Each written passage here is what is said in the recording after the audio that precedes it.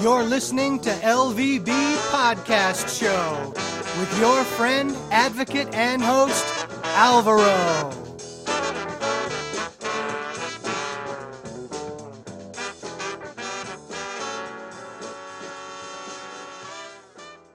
Hello and welcome to LVB Show. My name is Alvaro and I'm very happy to be with you tonight. Tonight we have with us Austin Nix. He's a 23-year-old student. He's blind and he's from Mississippi.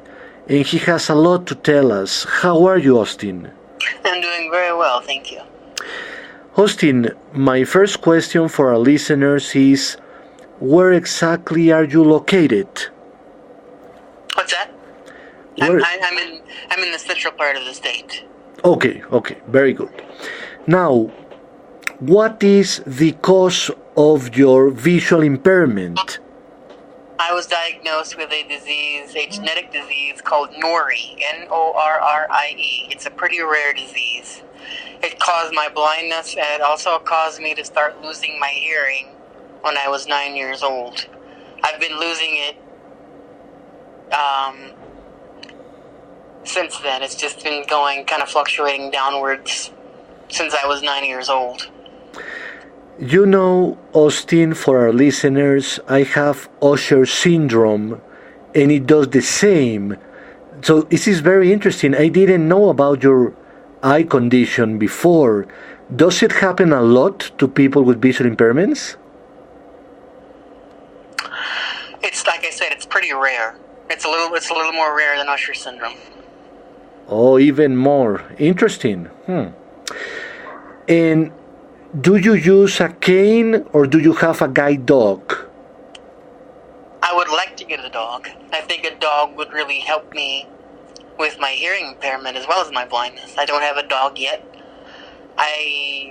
Most of my classes are online, and apart from that, I don't really leave the house all that much. And I live in a very rural area, so there's not a whole lot within walking distance. I don't see myself getting a dog until I can move away from this area. But I would like to get one. Austin, tell us a little bit, do you have a lot of services for the blind in your area? Vocational rehab is the only one that I really experience. That's how I'm getting through college. They're paying the tuition they're paying all my tuition, and they would pay mostly everything. For my first 2 years of college, when I was on campus for all 4 of my bachelor years. And for the first 2 of those, they would pay for everything except some of the housing and the food. They wouldn't pay for the food, but I had a scholarship that would pay for that. And actually, I think that was the first 3, not the first 2. The first 3 years. And in the last year, they started paying for my food as well. But vocational rehab is really the only one I have experience with. We do have a chapter of the National Federation of the Blind, but I'm not really involved with that. Now, you said you live in a rural area, so it's not so easy to find things around. How do you get around? Do you use like GPS applications or devices? I still live with my family. All 3 of them are sighted. So when I go somewhere, we all go together. Now, let's talk about the studies. What kind of tools do you use to study? I use Windows and Mac. And your basic Word or QRead to read PDF files, either QRead or Adobe Reader to read my PDFs. All my textbooks are provided to me in PDF format by the Student Support Services Department at the school I attend. Do you prefer any of those, like VoiceOver or like the NVDA or JAWS system, or is the same both systems? I use VoiceOver on the Mac, and on Windows I have 3 screen readers that I use for various things. I have system access, which is one you don't really hear about that much. I know you use it. You've talked about it. Well, I love to use it. I don't use it yet, but I discovered it exists just a few months ago, and it seemed interesting. What would you say is the biggest difference between just NVDA or system access? I think NVDA is getting to the point where it can do almost as much as JAWS can. I don't really think JAWS is that necessary anymore. You know, there are some things that it still has an edge over, but that is not worth the money it costs you to be able to get it. And I think in the future, Narrator on Windows 10 is getting really good. So in the future, we might not even have to install screen readers on our Windows computers to be able to use them. I think Narrator is getting to the point that pretty soon you will be able to use Narrator on your Windows computer just like you would use VoiceOver on your Mac. How great! And would you say, Justin, everything began with Apple? Apple began raising awareness about accessibility for all companies in general? Oh, yes. I think that they're the ones who started it all when they brought VoiceOver to the Mac in 2007 and to the iPhone in 2009. I think Apple has really done a great job of incorporating accessibility into their products. And they should be commended, not condemned. You're absolutely right about that, my friend. And talking about the smartphones, what do you use? I have an iPhone. Which one? The iPhone 8. The iPhone 8. Do you like that? I do. This is my third iPhone. I had an iPhone 4S to start with, and then I had a 6, and back in November of last year I got an 8. What's the biggest difference between those three? Well, the iPhone 4S isn't really supported anymore. There's really not much that much of a difference between. There's some features that came after the 6, like I forget the 3D. I think 3D Touch came with the iPhone 7. Right. And the 6 didn't have that. But I just needed a new phone at that point, so I went with the 8. Now, please tell our listeners, what are you studying and what's the purpose of that? I'm getting a Master of Science degree in technology. And I already have a Bachelor of Science degree in Information Technology Services. I want to get these 2 degrees as well as a teaching certificate. I want to teach assistive technology, and I think having the master's degree helps me secure a job in doing that. What kind of job in technology would you like? Assistive technology instructor. Oh, very nice. I went to World Services for the Blind this summer in Little Rock, Arkansas. Yeah. And I was at an internship for 2 months. I got to have the experience of teaching assistive technology to a few people while I was there. That's why I was there. I wanted the experience of teaching to make sure it's what I really wanted to do, and I think it is. I think I want to continue that. Now, Austin, many people are struggling to find a job, as you know, in our community. My question would be, what do you recommend them to learn about the computer in order to get more chances of getting hired? I say learn all you can. There's no limits.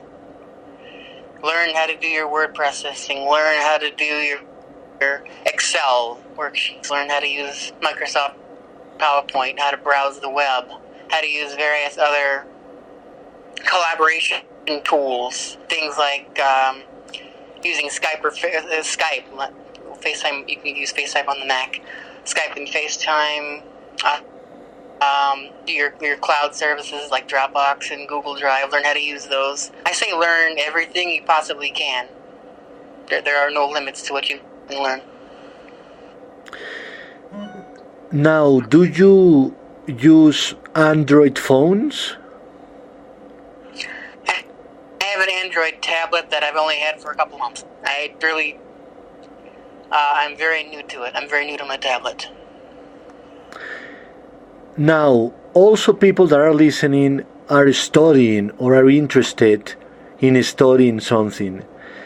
What would you recommend them to make their studies more accessible for their life? Make sure that you, for one, and make sure you're in an institution that has a Department of Student Support Services that can get you the services you need. I'm not sure, in some parts of the world they might not have that. Make sure yours does, and they can get you your books in PDF format. It also might be helpful to have a Bookshare account. I don't really have a use for one because I can already get the books I need directly from Student Support Services. Now, I have a question for our listeners about employment, and I know we have talked about this before the interview, but I want to get a little bit deeper on the subject.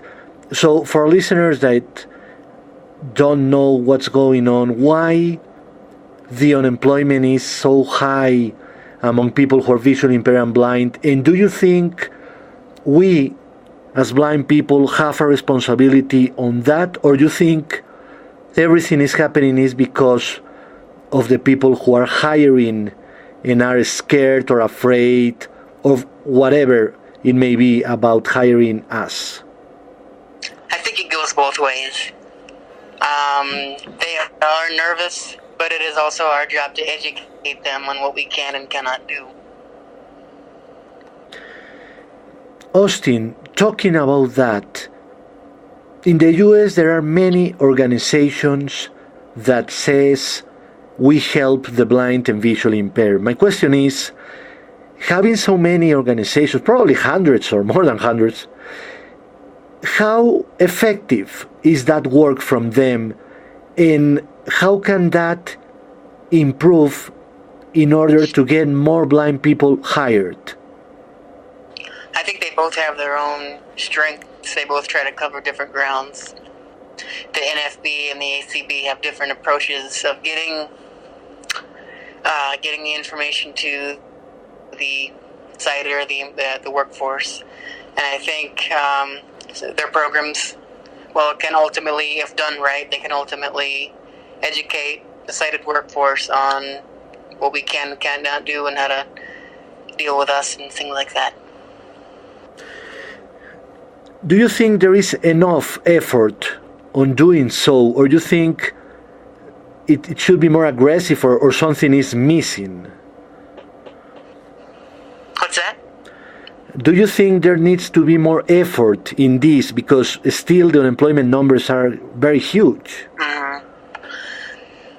I'm not sure what we need to do, because it sounds like we're doing a lot now, and we just have to keep going up.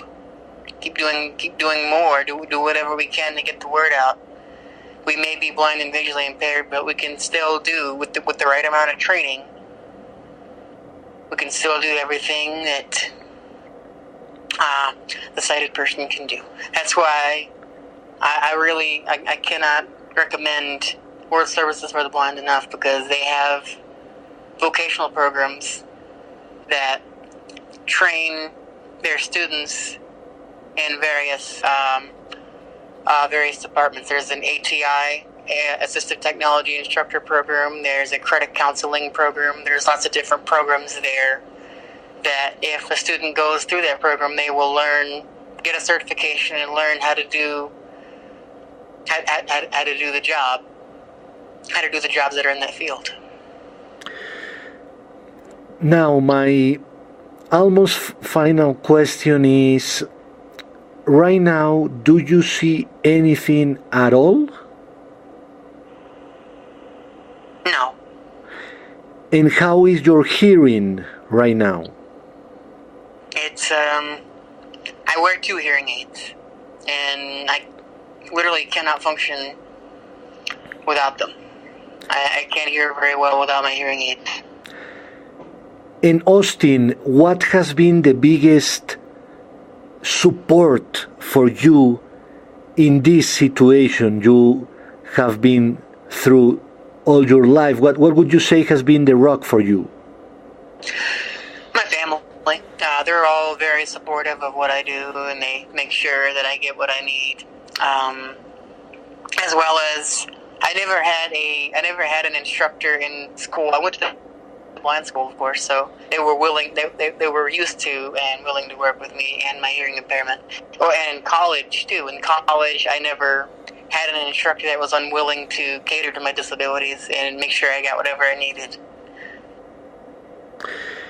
In Austin, I would like to know what would be your biggest advice for other people, young people especially like you, who are maybe struggling to find what should they study, what should they do with their lives. What would you advise them to do? Find something that you're interested in. If you're interested in it and you think that you want to make a career out of it, then I think that's what you should go for. And if you're wrong, if you go through it and you decide you want to change that, it's usually okay to do that. I never had to do that, luckily. I never changed majors. I started my major and I went with it. But if you do think you want to change, it's perfectly okay. Nobody knows what they want to do right away. You have a great point, Austin. Well, for our listeners, that's the kind of people we love at LVB Show. A person who is going for all and will never allow his disability to stop him. That's what we need to learn from this talk. Please, Austin, remind us how people can get in touch with you. I'm on Twitter. And it is twitter.com/AustinNix123, AUSTINNIX123.